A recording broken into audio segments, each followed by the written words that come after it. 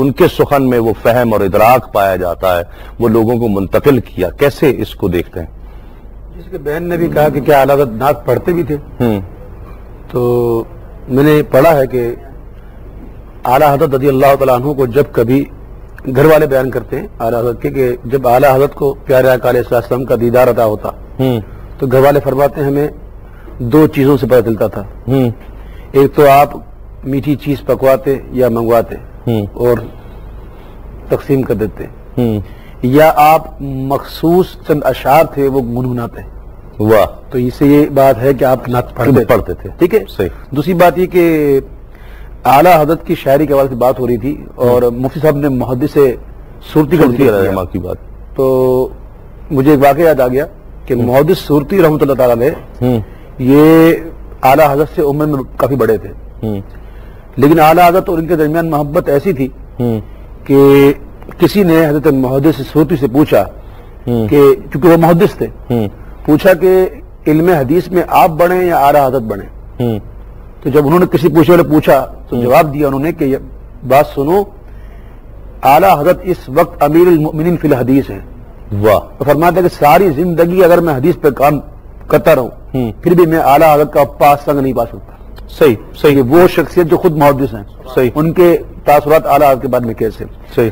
جہاں تک اعلیٰ حضرت کی نعت کے بارے میں آپ نے پوچھا تو اعلیٰ حضرت کا یہ جو مجموعہ ہم نظر آ رہا ہے یہ اعلیٰ حضرت کا پورا مجموعہ نہیں ہے، صحیح، ٹھیک ہے۔ اعلیٰ حضرت نے خود لکھا کہ کئی کلام اعلیٰ حضرت فرماتے ہیں میرے ضائع ہو چکے، صحیح، اور فرماتے مجھے اس کا غم بھی نہیں اگر ضائع ہوئے ہیں تو، کیونکہ میں نے اپنے محبوب کے لیے لکھا تھا، مجھے اپنے محبوب کو سنانا تھا، میں سنا چکا اور وہاں تک پہنچ گیا، اور وہاں تک پہنچ گیا، واہ، اگر وہ پہنچ گیا تو میرے کافی ہے، اگر وہ قبول نہیں ہوا تو ان کا ضائع ہو جانا ہی بہتر تھا۔ واہ، یہ ان کی وہاں باتیں تھی۔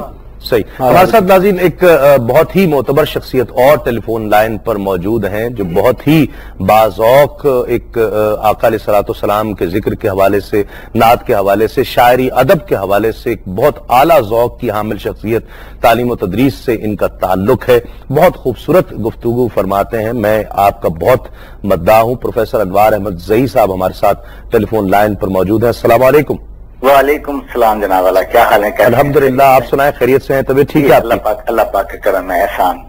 حضرت آج اعلیٰ حضرت کے علوم، ان کی علمی کاوشوں کے حوالے سے، ان کی شاعری کے حوالے سے اور اس سخن کے حوالے سے بات ہو رہی ہے، ان کی شخصیت کے حوالے سے کیا فرمائیں گے؟ مجھے تو یہ عرض کرنا ہے کہ اعلیٰ حضرت کی شخصیت اصل میں ایک نابغہ روزگار ہونے کے حوالے سے یادگار اور تاریخی ہے، اور ان کی مثال اس عہد میں، اس صدی میں تو ملنا اس لیے مشکل ہے کہ جتنے بھی علوم ہیں ان پر جس قدر خوبصورتی سے انہیں دسترس اللہ رب العزت نے دی تھی، اور آقا سرکار کے صدقے میں جو ان کے فضائل ہیں اور ان کی برکات ہیں اور ان کے درجات ہیں، ان کے تعلق سے یہ کہا جا سکتا ہے کہ انہوں نے نہ صرف وہ تمام علوم لوگوں تک پہنچائے کہ جہاں کہ گاڑی رک گئی تھی اس عہد میں اور روکی جا رہی تھی، تسلط جو تھا انگریز کا وہ اس طرح تھا کہ مغرب کا غلبہ ہو چکا تھا اور لوگ یہ سمجھ رہے تھے کہ مغرب ہی ذخائر رکھتا ہے علم و دانش کے۔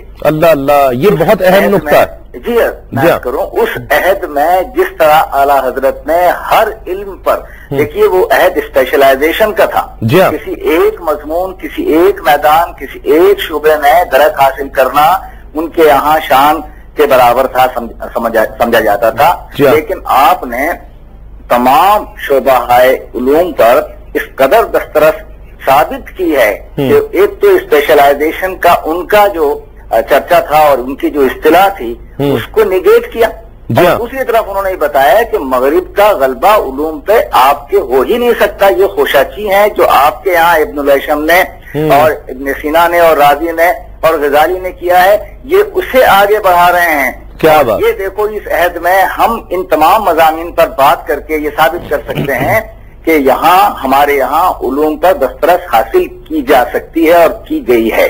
صحیح۔ دوسری بات مجھے یہاں یہ عرض کرنی ہے اس پروگرام کے تعلق سے، چونکہ آپ کا پروگرام بہت ہی اثر انگیز ہوتا ہے اور لوگوں کے دلوں میں جگہ بناتا ہے، بڑی محبت۔ اس تعلق سے یہ عرض کرنا ہے کہ اعلیٰ حضرت کی جو نعت کی کیفیت ہے وہ اس قدر پرتاثیر ہے کہ حوالہ بن گیا ہے. اب یہ دیکھیے میں یہ عرض کرنا چاہتا ہوں علامت ہے, یعنی اس درجے پر کوئی پہنچ جائے تو ہم کہتے ہیں کہ اس نے نعت کہنا سیکھ لیا جس پر انہیں دسترس حاصل تھی. اور اس میں صرف ایک اشارہ عرض کرنا چاہتا ہوں کہ آپ کا جو سلام ہے جو زبان زد خاص و عام ہے اس کی ایک کیفیت بہت عجیب ہے. ایک تو یہ کہ نعت اصل میں کہتے ہی سرور کائنات کی مدح کو اور مدحت کو ہے, وہ شعر نعت کا ہوتا ہے. صحیح. اعلیٰ حضرت کے اس پورے سلام میں ہر شعر نعت کا ہے. واہ واہ, تو یہ عرض کرنا چاہتا ہوں. کیا بات. دوسری بات یہ ہے کہ ایک صنف ہوتی تھی اس زمانے میں, سراپا اسے کہتے تھے. اچھا.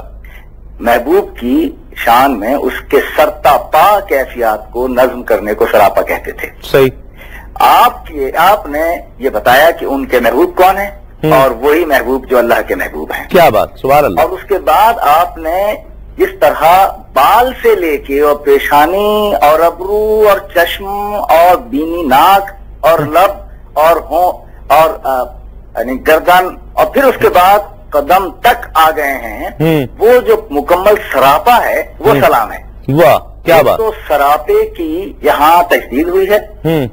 دوسری یہ کہ سلام جو ہے پورا کا پورا وہ اس کیفیت کے ساتھ آیا کہ ہر شعر نعت کا ہے, اور اس میں آپ دیکھیے کہ قافیہ بھی کیا زبردست ہے. تو یہ میں عرض کرنا چاہ رہا ہوں کہ یہ جو مقام اور مرتبہ اللہ رب العزت نے سرکار کے توسط سے اور ان کی محبت کے صدقے میں اعلیٰ حضرت کو عطا فرمایا تھا, وہ اس عہد کا ہی نہیں آنے والے تمام عہدوں کے لیے ایک درجہ رکھتا ہے اعتبار کا. بہت شکریہ, بڑی نوازش. پروفیسر انوار احمد زئی صاحب ہمارے ساتھ ٹیلی فون لائن پر موجود تھے. سبھی بھائی آپ خود بھی شاعر ہیں, آپ کی الحمدللہ آپ کے اکثر اشعار لوگوں کے لیے بڑے پرکشش ہوتے ہیں, ایک بہت تاثیر اللہ رب العزت نے اس میں رکھی ہے.